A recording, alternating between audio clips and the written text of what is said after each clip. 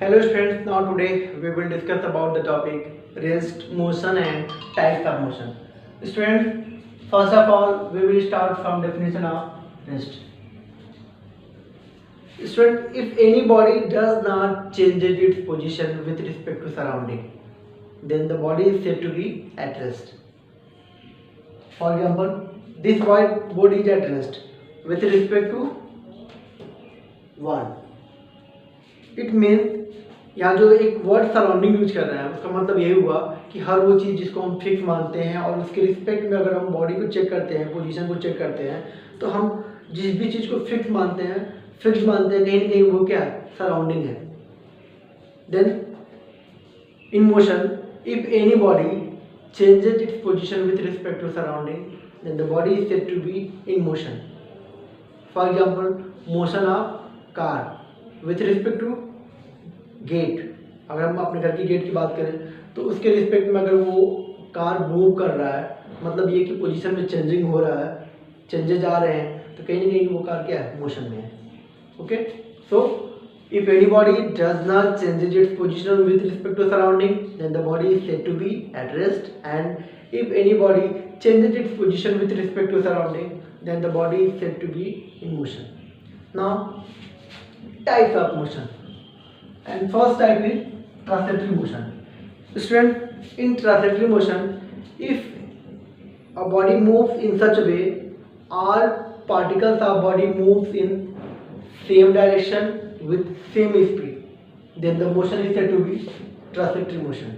And if path is straight line, okay, path, then we can say motion is rectilinear motion, and if path is curved then we can say motion is curvilinear motion.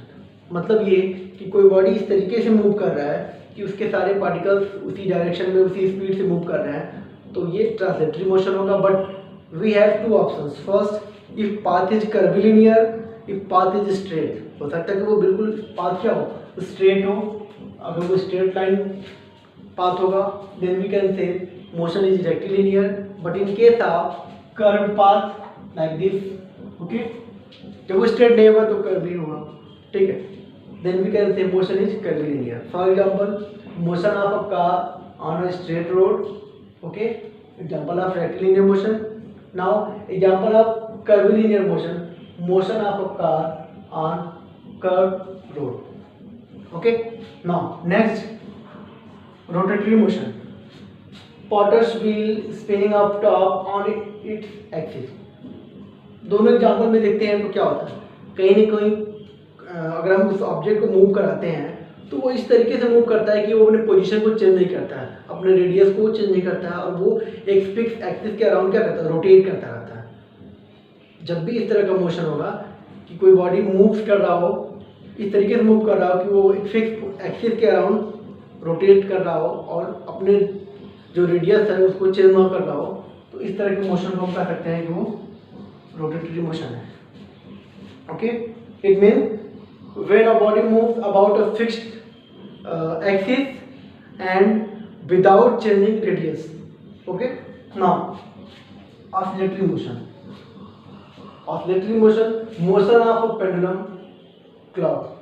अब pendulum clock mind में आता है तो पहले से mind set है कि pendulum के बारे में जब भी सोचेंगे तो वो पेंडुलम, सिंपल पेंडुलम का एग्जांपल ले सकते हैं. In case of simple pendulum move start to and fro motion. वो कहीं ना कहीं एक फिक्स पोजीशन के अराउंड क्या कर रहा है, अपने पाथ को रोटेट कर रहा है, ठीक है, अपने मोशन में वो फिक्स पोजीशन के अराउंड क्या कर रहा है, रोटेट कर रहा है. तो कहीं ना कहीं इसमें भी कुछ ऐसा होने वाला है कि कोई ऑब्जेक्ट है, अगर हम बोले कि एक ऑब्जेक्ट है, अगर वो किसी फिक्स पोजीशन के अराउंड क्या कर रहा है, अपने पाथ को रोटेट कर रहा है, तो इस तरीके से जो भी मोशन होगा उसको हम ऑसिलेटरी मोशन कर सकते हैं. Okay, motion of a pendulum clock. Okay, now next भी है वाइब्रेटरी मोशन. अब वाइब्रेटरी का मतलब कहीं ना कहीं माइंड सेट है वाइब्रेशन. वाइब्रेटरी स्केल, एक एग्जांपल लेते हैं. अगर हम एक स्केल के एक पोजीशन को फिक्स कर दें और दूसरे को अगर हम उसको रोटेट कराते हैं, सॉरी डिस्टर्ब करते हैं, तो देखते हैं कि वो उस फिक्स पोजीशन के अराउंड क्या करता है, वो ऊपर नीचे कहीं ना कहीं वाइब्रेट करता है. अगर यहाँ एक फिक्स मार्क कर लेते हैं स्केल को, तो ये क्या करता है, वो एक फिक्स पोजीशन के अराउंड क्या कर रहा है, वो ऊपर नीचे वाइब्रेट कर रहा है. तो इस तरह के मोशन को जब भी होगा वो वाइब्रेटरी मोशन कहेंगे। It means when a part of body remains fixed and rest part is in motion। अगर हम कहें किसी बॉडी के एक पार्ट को फिक्स कर दें और दूसरे पार्ट को मोशन में लाएं, तो अब वो जो फिक्स पोजीशन के अराउंड, उस एक्सिस के अराउंड जब वो रोटेट करेगा तो इस तरह के मोशन को हम रोटेटरी मोशन कहते हैं, सॉरी वाइब्रेटरी मोशन कहते हैं, अगर वो वाइब्रेट करता है तो। Now periodic motion. Periodic means कहीं ना कहीं एक ऑब्जेक्ट होगा जो इस तरीके से मोशन कर रहा होगा कि अपने एक फिक्स टाइम इंटरवल के बाद उस पाथ पे वापस आ रहा होगा। Revolution of earth around the sun. अगर बात करें अर्थ, अगर सन का एक रोटेशन रिवोल्यूशन अगर एक चक्कर कंप्लीट करता है तो कहीं ना कहीं वो फिक्स होता है कि वो 1 ईयर में अपने रोटेशन को रिपीट करता है, रिवोल्यूशन को रिपीट करता है। After 1 year, every after 1 year वो क्या करेगा, बार बार वो रिवोल्यूशन को कंप्लीट एक 1 ईयर में कंप्लीट करेगा और वो ये प्रोसेस चलता रहता है। तो इस तरह का मोशन जिसमें ऑब्जेक्ट क्या कर रहा हो, एक फिक्स पोजीशन के अराउंड इस तरीके से मूव कर रहा हो कि एक फिक्स टाइम इंटरवल में अपने मोशन को मेंटेन करता है, ठीक है। तो इस तरह के मोशन को क्या बोलेंगे, पीरियोडिक मोशन। तो कहीं ना कहीं एक लॉजिक देखा जाए तो लॉजिकली कहीं ना कहीं ऑसिलेटरी में क्या हो रहा है, ऑब्जेक्ट एक फिक्स पोजीशन के अराउंड रोटेट कर रहा है, टू एंड फ्रो मोशन कर रहा है। नेक्स्ट वाइब्रेटरी में क्या हो रहा है, उसमें एक फिक्स पोजीशन के अबाउट कहीं ना कहीं वो मूव कर रहा है, वाइब्रेट कर रहा है, टू एंड फ्रो मोशन वो भी कर रहा है, कैसे देखा जाए। और पीरियोडिक में क्या है कि एक फिक्स टाइम इंटरवल के बाद अपने मोशन को रिपीट करता है। तो कहीं ना कहीं ये तीनों एक जैसा ही लगता है। तो हम कह सकते हैं all oscillatory and vibratory motion are periodic motion, क्योंकि सब में क्या हो रहा है, कहीं ना कहीं एक फिक्स टाइम इंटरवल के बाद मोशन रिपीट होता है। तो जब भी इस तरह का मोशन होगा, एक फिक्स टाइम इंटरवल में मोशन बार बार रिपीट करेगा, तो कहीं ना कहीं वो मोशन क्या है, पीरियोडिक है। और अगर ऐसा नहीं होता है, कोई ऑब्जेक्ट इस तरीके से मूव कर रहा है कि वो मोशन रिपीट नहीं होता है, तो वही क्या होगा, नॉन पीरियोडिक। तो ये कुछ अलग नहीं है, बस ये उसका रिवर्स कर सकते हो कि आप अगर ये पीरियोडिक है, एक फिक्स टाइम इंटरवल में मोशन को रिपीट करता है तो पीरियोडिक है, और अगर नहीं कर रहा तो वही नॉन पीरियोडिक है। For example falling stone, stone अगर ऊपर से गिर रहा है या नीचे से हम ऊपर की तरफ थ्रो कर रहे हैं, तो कहीं ना कहीं वो जरूरी नहीं कि एक फिक्स टाइम इंटरवल के बाद जो ऊपर नीचे बार बार हो रहा है, हम ऊपर से फिर तो नीचे आने के बाद नीचे ही रह जाता है, ठीक है। बॉल के केस में देखें, अगर कोई बॉल है, अगर उसको नीचे की तरफ फेंक तो ग्राउंड से जैसे ही वो टच में आएगा फिर वापस ऊपर की तरफ आएगा, तो कहीं ना कहीं वो टाइम इंटरवल फिक्स नहीं रहेगा। ऐसा नहीं है कि बॉल उतने टाइम में फिर वापस वहीं आ जाएगा, उससे ड्यू टू ग्रेविटी जो भी होगा वो अब वो रोटेशन मेंटेन नहीं हो पाएगा, ठीक है।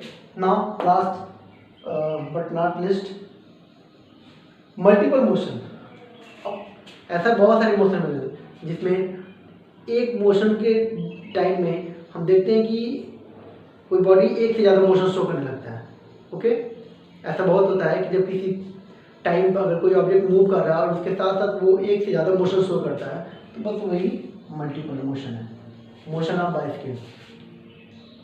इन example of motion of bicycle we have both translatory motion, जैसे जैसे वो बाइसिकल आगे बढ़ेगा ट्रांसलेटरी मोशन करेगा, वो चाहे कर्वीलिनियर हो या फिर रेक्टिलिनियर हो।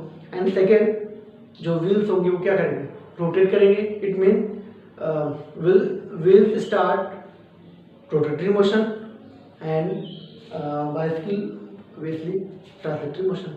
तो कहीं ना कहीं ये ढेर सारे जो भी मोशंस हैं, आप इसको एग्जांपल के थ्रू आप देखोगे तो आपको इजीली समझ आ जाएगा। Thank you.